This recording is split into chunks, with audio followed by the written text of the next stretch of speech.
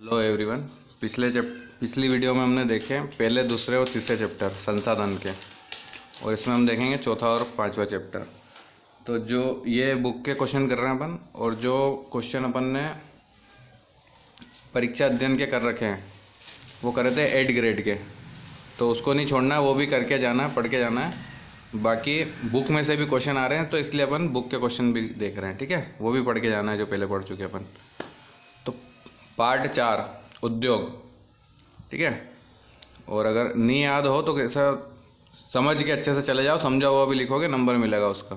उद्योग शब्द का क्या तात्पर्य है? उद्योग मतलब कि एक तरीके से ये फैक्ट्रियाँ होती है या कंपनियाँ होती है, ठीक है। तो उद्योग का संबंध आर्थिक गतिविधि से, मतलब पैसों की गतिविधि से, है ना। इसके अंदर वस्तुओं का उत्पादन, कोई भी चीज़ बनाना, जैसे कोई शर्ट बनाना फैक्ट्री के अंदर, खनिजों का निष्कर्षण, है ना, ज़मीन से कोई चीज़ निकालना, है ना, लोहा निकालना, सोना निकालना, हीरा निकालना, है ना। अथवा सेवाओं की व्यवस्था, सेवाएं मतलब जैसे कि ऐसी चीज़ें जिसमें कोई उत्पाद नहीं बनता है, कोई चीज़ नहीं बनती है, जैसे जोमेटो, स्विगी, ये क्या है? ये सेवाएं हैं। वे कौन कौन से मुख्य तथ्य हैं जो उद्योग की अवस्थिति को प्रभावित करते हैं, है ना। किसी भी उद्योग के लिए क्या क्या चीज़ें महत्वपूर्ण होती है ना। एक कच्चा माल, रॉ मटेरियल, और पूंजी, पैसा, भूमि, मिट्टी, और मतलब ज़मीन भी तो चाहिए उद्योग लगाने के लिए। संचार, है ना, एक जगह से दूसरी जगह चीज़ों को भेजना। और श्रम, है ना, लोग चाहिए वहाँ पे काम करने के लिए। जल चाहिए, और परिवहन चाहिए, एक जगह से दूसरी जगह पे चीज़ें पहुँचाने के लिए, रेलवे या फिर ट्रक वगैरह। और विद्युत, मशीनें जो चलेंगी कैसे चलेंगी? बिजली से चलेंगी, तो विद्युत भी चाहिए।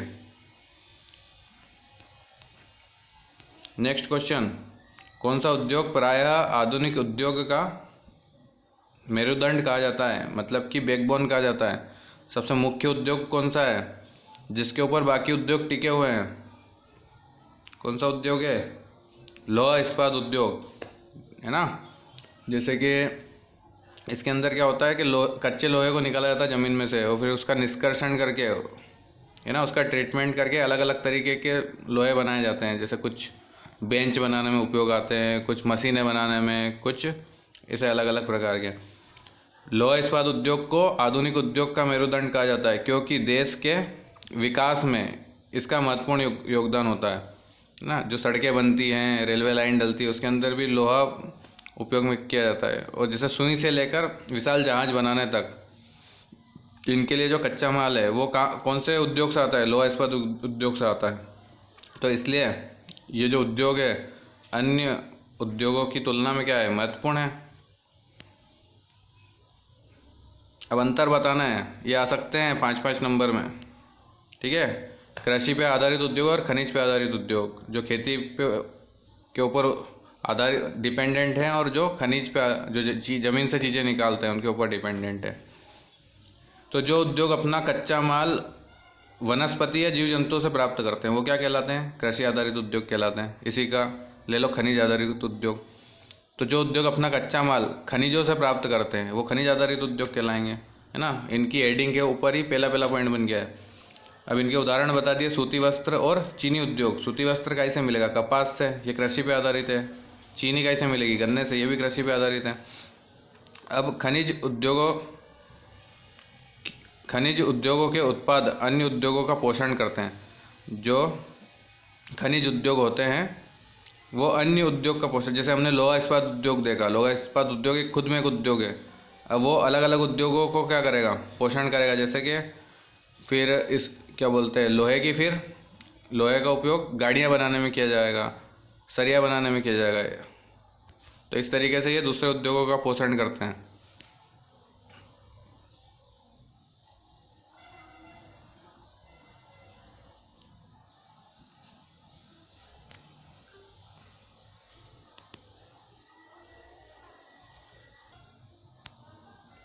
जैसे भारी मशीनें तथा सेल के डिब्बे अयस्क से निर्मित लोहा खनिज आधारित उद्योगों का उत्पाद है, ठीक है।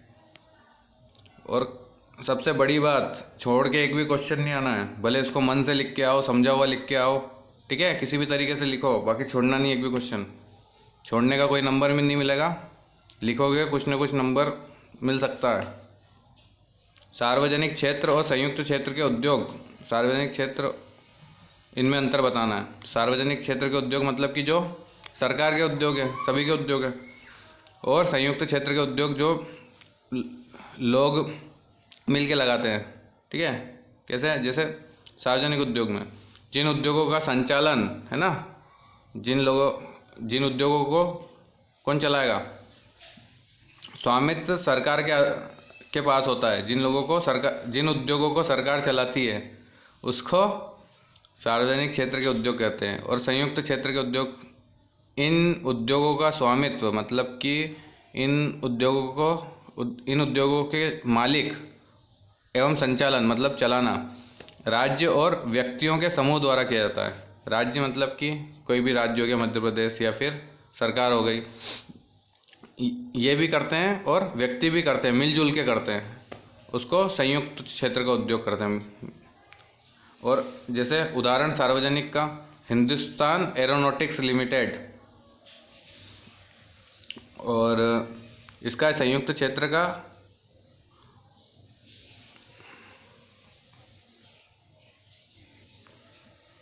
इसमें अमूल लिख सकते हो, एक है ना, वो भी एक सहकारी कंपनी है। उद्योग लिमिटेड, ये अधूरा नाम लिखा हुआ है, ये मत लिखना। दिए गए स्थानों में दो दो उदाहरण देना है। कच्चा माल पे आधारित उद्योग कौन कौन से होते हैं? गन्ना और लोहा अयस्क। अंतिम उत्पाद क्या होते हैं जो अपने को फाइनल प्रोडक्ट मिल के आता है? एक तो शक्कर होता है और एक मशीन होता है। तृतीय क्रियाकलाप, ये होते हैं बैंकिंग और व्यापार। अब कृषि पे आधारित उद्योग कौन कौन से होते हैं? चीनी और सूती वस्त्र पर आधारित उद्योग, ये हमने अंतर में भी देखा था कृषि पे आधारित उद्योग में। कुटीर उद्योग, इनके उदाहरण टोकरी और मिट्टी के बर्तन बनाना। छोटे उद्योग को कुटीर उद्योग कहा जाता है। छोटे, अगर 2 नंबर में आए 3 नंबर में आए लिख देना कि जो उद्योग छोटे उद्योग होते हैं उन्हें कुटीर उद्योग कहा जाता है। और जैसे टोकरी बनाना और बर्तन बनाना, मिट्टी के बर्तन बनाना। सहकारिता, अमूल और सांची, ये डेयरी है।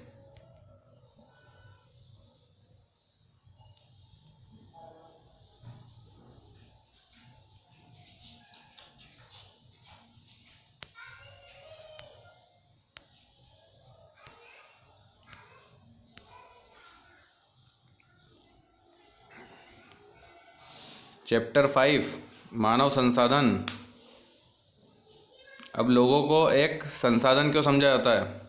पहला वाला क्वेश्चन देखा था हमने फर्स्ट चैप्टर में, मानव संसाधन क्यों महत्वपूर्ण है, वही आंसर इसका भी है। लोगों को संसाधन इसलिए माना जाता है क्योंकि मानव शिक्षा और स्वास्थ्य लोगों को बहुमूल्य संसाधन बनाने में मदद करता है, इसलिए मानव संसाधन महत्वपूर्ण है। पिछली वाली वीडियो ध्यान से देखो, अब दोबारा नहीं समझा रहा हूँ मैं, टाइम बचाना है। एक क्वेश्चन समझो, उसको दोनों जगह लगाओ। विश्व में जनसंख्या के असमान वितरण के कारण क्या है? ठीक है, मतलब कि इंदौर की जनसंख्या ज़्यादा है और किसी गांव की जनसंख्या कम है, तो ऐसा क्यों? भौगोलिक कारक, स्थलाकृति, जमीन की आकृति, मृदा वहाँ की मिट्टी, जल और जलवायु, जलवायु मतलब मौसम, और खनिज मतलब वहाँ पे क्या क्या चीज़ें हमको मिल रही है प्रकृति से, ये सब शामिल है ना। तो ये सब चीज़ें जहाँ पे सूटेबल रहेगी, अच्छे से उपलब्ध रहेगी, वहाँ पे जनसंख्या क्या होगी? ज़्यादा होगी। तो ये भी क्या करती है? उसको प्रभावित करती है।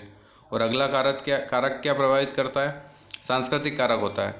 धर्म एवं सांस्कृतिक महत्ता वाले स्थान लोगों को आकर्षित करते हैं।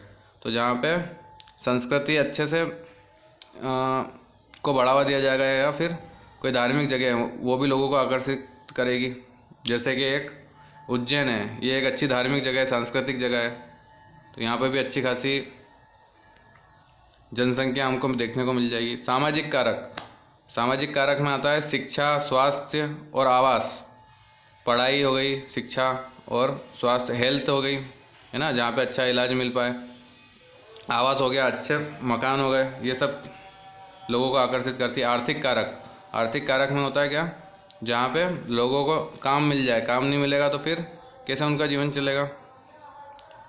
तो जहाँ पे रोजगार अच्छे से मिल पाएगा वहाँ पे लोग आके बसेंगे। विश्व की जनसंख्या अत्यंत तीव्रता से बढ़ रही है। क्यों? क्योंकि क्या हो रहा है, सरकार और अधिकतर देश क्या कर रहे हैं, सुधार कर रहे हैं। किस चीज़ में? एक तो खाद्य आपूर्ति में, लोगों को अच्छा खाना मिल रहा है। दूसरा प्रवास, एक जगह से दूसरी जगह पे जा रहे हैं। यहाँ से लोग निकल निकल के मान लो दुबई जा रहे हैं, तो दुबई की जनसंख्या क्या है, बढ़ रही है। प्राकृतिक वृद्धि दर, एक प्राकृतिक रूप से भी वृद्धि होती है, ठीक है, लोगों की जनसंख्या में बढ़ावा आता है। और मृत्यु दर में कमी, अब अच्छा खाना मिलेगा, अच्छी फैसिलिटी मिलेगी। अगला पॉइंट देखेंगे हम, पांचवा, स्वास्थ्य सेवाओं का विस्तार, मतलब कि अच्छी हेल्थ सर्विसेज मिल रही है, अच्छा इलाज मिल रहा है, तो क्या होगा, मृत्यु दर कम हो जाएगी, तो इससे जनसंख्या बढ़ेगी। अब जनसंख्या परिवर्तन को प्रभावित करने वाले दो कारक, किस किस के कारण जनसंख्या क्या है, परिवर्तित हो जाती है ना, या तो बढ़ जाएगी या कम हो जाएगी। तो जन्म दर क्या होती है कि कितने लोग जन्म ले रहे हैं, तो इसमें प्रति 1000 व्यक्ति पर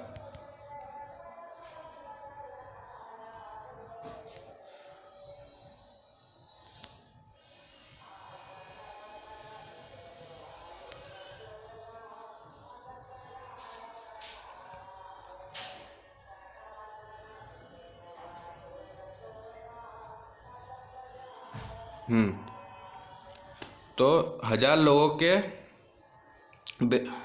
लोगों पर जितने बच्चे जन्म ले रहे हैं उसे जन्म दर कहा जाता है। अब जन्म दर बढ़ जाएगी, जैसे कि 1000 लोग हैं, उनके ऊपर 1000 बच्चे जन्म ले रहे हैं, तो जनसंख्या उतनी की उतनी है। और अगर जन्म दर बढ़ गई तो क्या होगा, जनसंख्या भी बढ़ेगी। मृत्यु दर, मतलब कि 1000 लोगों पे कितने लोग मर रहे हैं एक वर्ष में, और अगर मृत्यु दर बढ़ेगी तो क्या हो जाएगा, जनसंख्या बढ़ जाएगी, मृत्यु दर कम होगी तो जनसंख्या कम हो जाएगी। तो उच्च जन्म दर और निम्न मृत्यु दर क्या कर देती है, जनसंख्या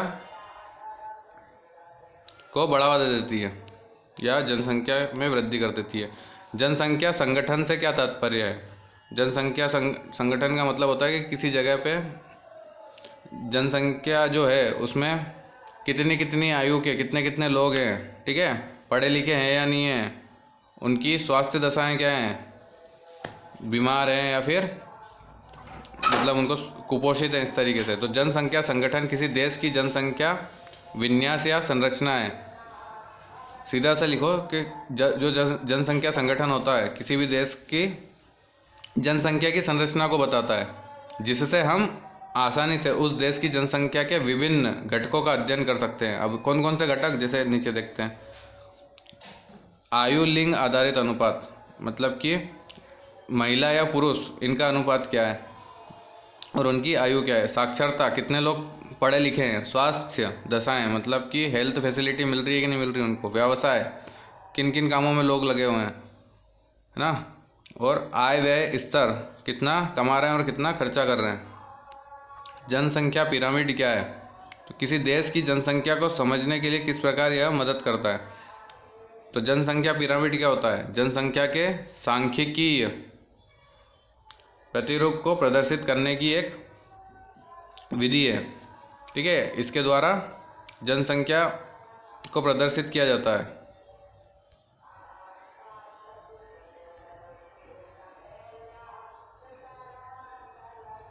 कैसे बताते हैं अभी, देखो पिरामिड ऐसे बनता है, ऐसे। तो जो जनसंख्या ज़्यादा चीज़ों में लगी होगी वो सबसे नीचे आ जाएगी, उससे कम वाली यहाँ बीच में आ जाएगी, उससे कम वाली यहाँ आ जाएगी। जैसे कि कहीं पे 18 वर्ष से कम उम्र के लोग ज़्यादा है तो 18 वर्ष वाले यहाँ जाएंगे, ठीक है। अब 18 से 30 वाले बहुत ज़्यादा है, मतलब बीच इनसे ज़्यादा है तो वो यहाँ पे आ जाएंगे 18 से 30 तक के बीच में, ठीक है। और जो सबसे कम जनसंख्या है 30 से तो फिर ऊपर वाली जितनी भी हो वो इस जगह पे आ जाएगी। तो ये होता है जनसंख्या पिरामिड। इसके सही विकल्प, जनसंख्या वितरण शब्द से क्या तात्पर्य है, किसी दिए हुए क्षेत्र के लोग किस प्रकार वितरित है? ये क्वेश्चन भी आ सकता है 2 नंबर में।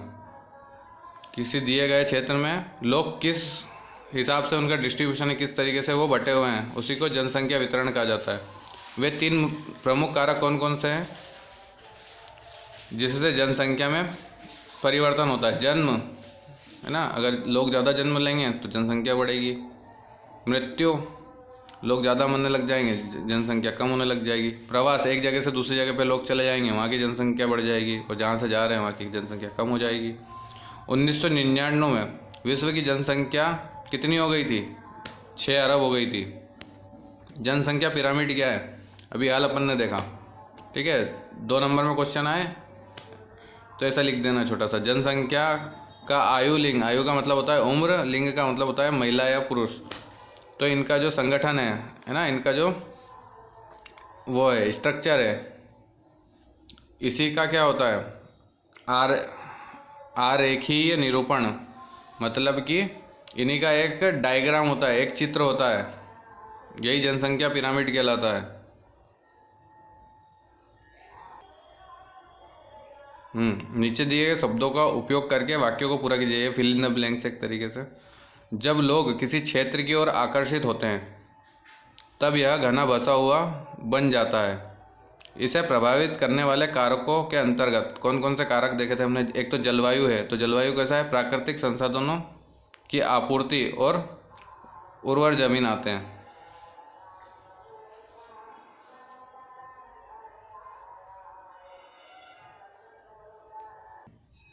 तो ये हो गए अपने बुक के क्वेश्चन, संसाधन के।